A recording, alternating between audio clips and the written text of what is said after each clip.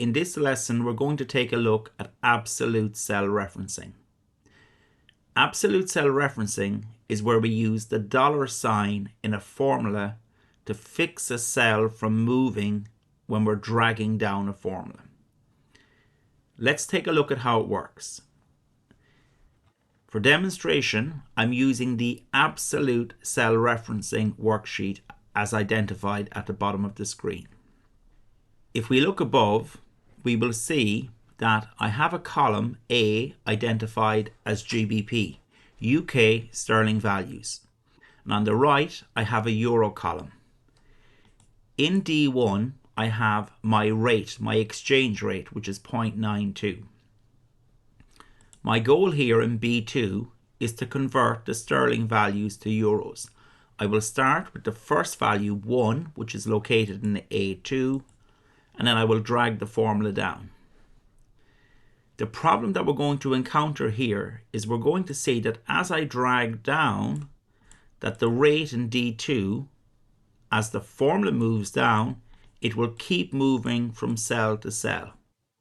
The essence of what we're trying to do here is create a formula where the values in column A will move down cell by cell, what we call a relative cell reference.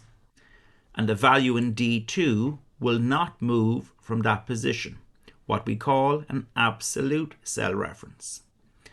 Let's take a look at using a standard technique when we don't use absolute cell reference, what happens. So I'm going to locate the cursor in B2. I start my formula equals. I click on the GBP value 1, cell reference A2.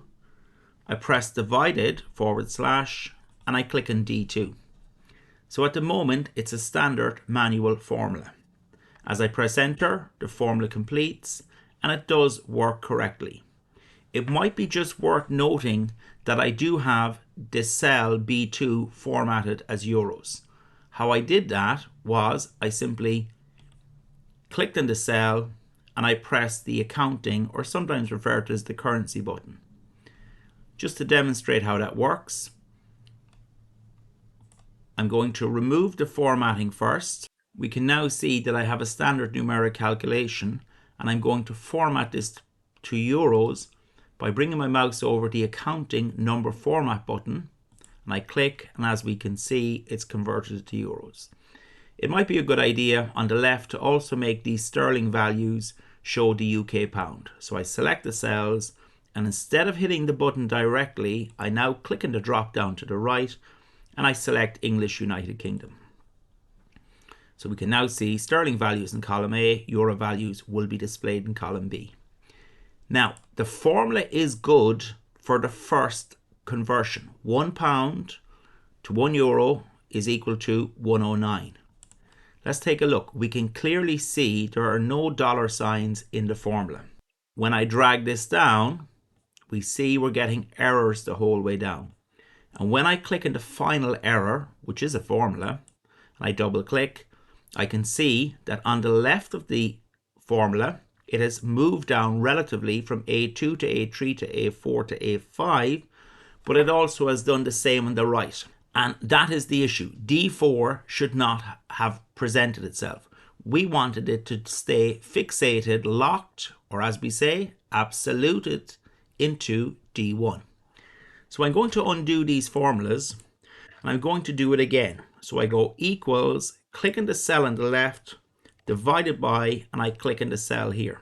In order to make D1 an absolute cell reference, a cell that is anchored into position and that does not move as we drag it, I need to use dollar signs. Now, first time round, I'm going to type those dollar signs in. So I click in front of the D and I use Shift and the number 4 on my keyboard, and we can see the dollar going in. I now move the mouse in front of the 1 and I use Shift and dollar. And once again, we see $D, $1, which means it is an absolute cell reference. As I press enter, nothing changes in the first calculation, but as I drag down, we can now see it's working. If I was to change the rate to 0.9, as I press enter, let's look at what happens to the euro values. They all update and change. Now that's good practice, but we're now going to look at best practice. You can do this with a shortcut. So once again, I'm going to go equals, click on the sterling value, divide, and I click on D1. The shortcut for an absolute cell reference is we simply press function key 4. At the top of your keyboard, there are F keys, F1 to F12. I press F4 and it puts the dollars in perfectly for me. I hit enter, I drag down, and it's working perfectly. That's the essence of absolute cell referencing. We generally use it to cause part of a formula, a cell, to not move out of its position as we drag the formulas down or across the spreadsheet. Hopefully that gives you a good idea of absolute cell referencing. I'm going to wrap this video here. Thanks for watching.